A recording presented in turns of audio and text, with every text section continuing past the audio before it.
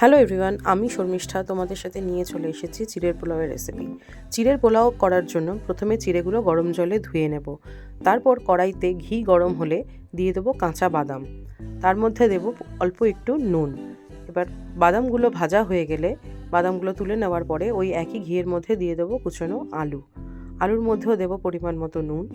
আলুগুলো ভাজা ভাজা হয়ে এলে দিয়ে দেবো পেঁয়াজ কুচি আর লঙ্কা কুচি। পেঁয়াজগুলো নাড়াতে থাকবো যতক্ষণ না অবধি গোলাপি রং হয়ে আসে।